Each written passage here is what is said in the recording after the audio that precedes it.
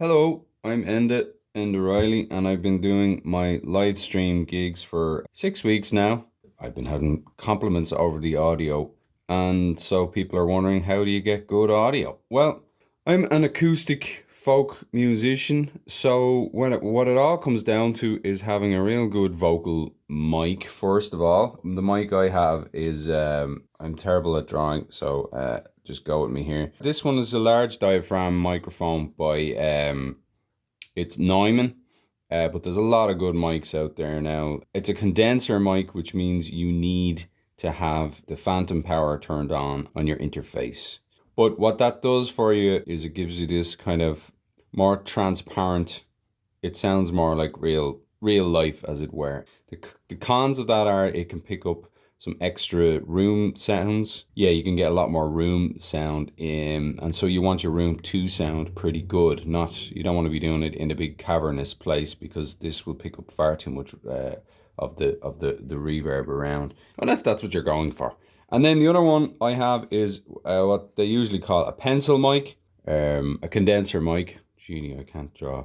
So that one, I just point at the guitar. It's an Audio Technica one, the one I have. Again, it needs phantom power coming from your, where am I going to put my interface here? So my interface is a Babyface. It's called Babyface RME, which is a great brand. It's the older model of the RME Babyface, but pretty much we've one going in, two going in, and then I'm interfacing with that with my iPad. And most people have these things called Scarlett, the Focusrite Scarlett. I just looked up there. It looks to me as though that can do this too, as well as the RME, because there's a thing called class compliant. If it's compliant, then you can just plug it in to an iPad or even an iPhone, I believe. You need this thing here, to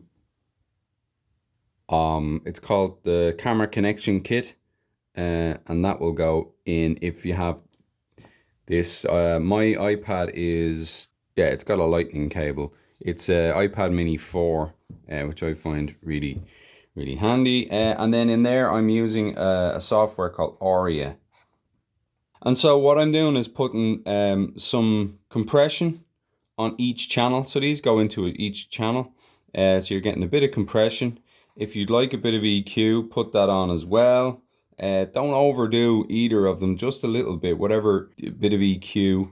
And what you want with your EQ sometimes is to pull out some of the lower, real low stuff, lower than maybe 90 hertz. Get that if you can. If you're just an acoustic guitar and a vocal, then that's all kind of rumbling sounds. Then compression just helps to bring up the sound a bit. So I would advise to compress each one, and then what you want to do is on your mastering section put a bit of compression on the overall result.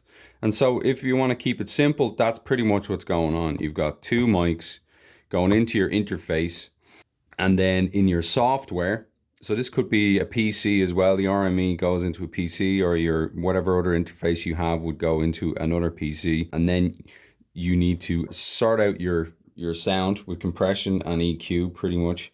You might want to add some reverb. So I add reverb, and I have the reverb on a separate track.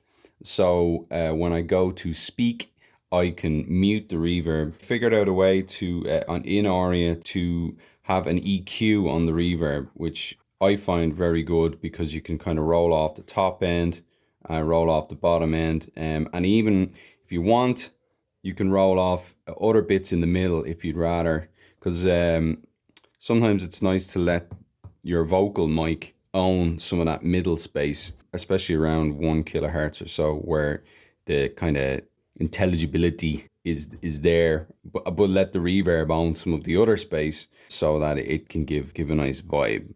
Anyway, and then the length of reverb, that's up to yourself, how you feel. You might want to have a room reverb, or you might want to have, you're in a room already, so you might need much room reverb. You might want to add a little bit of longer reverb, maybe 2.8 to like 4 seconds long reverb. And I mean, I overdo reverb a bit, but we all love reverb, and throw it on there and enjoy it and create a vibe and sing your song. But yeah, then what we need to do, so we have our tracks. These go to each to a track each, and you'll have your fader. And then in Aria, on your master fader, you've also got effects, and that's where you go in and put a bit more compression. And usually you don't need as much compression, so you might compress each mic with a ratio of up to kind of 3:1, something like that. But then the overall compression, you might be just overall compressing it, especially if it's folk music. You might just be going 1.2 to 1. Sorry, how does it written? 1.2 to 1 or so. So you're only squishing it slightly, but it helps you bring up the volume. Then what I'm doing anyway, is I'm coming out of the iPad and I'm going into a smaller little interface into my PC. And on the PC, think of that as the broadcasting software, or PC, the audio going in through that interface into the PC. Now the interface I'm using for that is an old small little thing that I have. So a lot of this is whatever if you've been doing this for years, you might have a separate interface. This is a USB. I don't even think they make these anymore. And this has lots of limitations, but it will allow me to put the line in and get a clean signal, and that's what you want, a stereo signal going into your PC. And then in there, if you're using open broadcasting software, OBS, you can choose that audio in your open broadcasting software.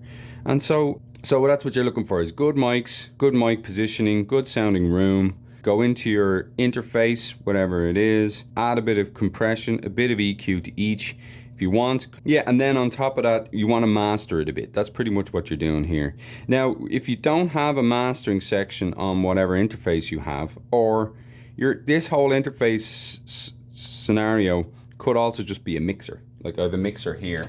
You could put guitar, vocal usually I start with, then guitar, and then you could even do a DI. I didn't talk about the DI, but I do DI my guitar a bit as well. You don't need it.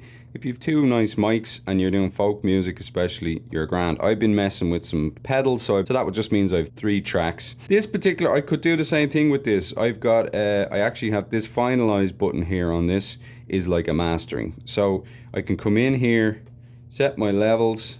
I have a bit of compression for one of these here on this built in, so I wouldn't have on this one, but I would be able to finalize, which means that it would bring it up. The reverb on this is pretty terrible. Like that, it's always good to have a little mixer around, and even if you had a live mixer, they'd be similar to this. If you're in that position and you want to use that for live, and you've got your SM58 that you use for live, and some other mic, or even just your SM58 and you're DIing in, that should work fine. Do everything you do at a live gig, then come out of your mixer and use your interface to get into your PC. So sort out your sound, then get into your broadcasting PC through, if you only have your one interface through USB or whatever you use to get into the PC. Then in open broadcasting software, you can add a filter, which is what they call the effects. And you could add your mastering compression in open broadcasting if you've no other way of doing that. One thing I will mention is monitoring. So I split the feed coming out of my iPad. I split it with just a simple headphone splitter. So I come out, it's literally just your normal is a 3.5 millimeter plug, and it splits it. This one is cool. It has separate volume. So this is the one, the red one goes into the interface, which goes into the PC, into OBS. And this is the one that goes into my ears pretty much, either via my trusty Sennheisers, or I got some new in-ear monitor type cheap ones recently, which are pretty cool. So that's that's audio really for, I mean, I've been doing it for this for years just with for myself. I've simplified this a bit because I'm actually plugging these into a rack, which then goes into the RME, because I am using pedals too, so there's an extra one. The RME only takes 2. Depending on your own circumstance, you'll have to change things up a bit. If you've got more than one person, you're gonna have way more mics. Although you could try, especially if you're doing folk music, you could, if you have one really good mic, you could put that between people and mix things by how people are moving in. Do it old school like that. And yeah, usually just make sure you're putting the mic up high. Favorite vocals, I would always say, because you're trying to get your message across to people. Oh, I have one other idea. So you could do things in reverse. If you've got a phone and you've got a PC and you've got your interface, so in that regard, you would probably what you could do is you might have your interface, your mic and a mic. Terrible drawings again, and I'm running out of stuff. You go into your interface and then into your PC, and then sort out your sound with whatever you have. I know people use Cubase, or I use Reaper. I love Reaper on the PC. So that's interface, mics. Great. And then you might take your monitoring, because you need to hear what you're doing. Unless you're happy, you could get away without monitoring if you're really confident of yourself once you get to OBS, because you can see the meters going up and down. Anyway, let's continue with this idea. You've your mics, you go into your interface, you're coming out monitoring to your headphones. You draw headphones, I'm terrible. Anyway, there you go. And then you could take one of these types of cables out of your PC, or if you had an extra output from your interface. That's what's interesting, is you might find a way out here, or you might find a way out of your PC. And then if you can, you could broadcast. You could do the opposite of what I'm doing. You could broadcast either with an iPad or with a phone. You could use one of these. I got this just to make sure I had that solution. I was trying it for Instagram. I still haven't figured it out for Instagram, to be honest. I've decided not to go that route at the moment. But this may work. This is the one that has the 3 on it. Normal one has 2, but ones for phones usually have this. So if you wanted to end up going into your phone, you would come out of your interface or your PC, or whatever way you can get out of the having the good audio. And then the one thing I learned about this is you need to this needs to go into the phone first, and then you plug this in. That's from my research. And then you could go on your Facebook Live or whatever you're doing and have better audio.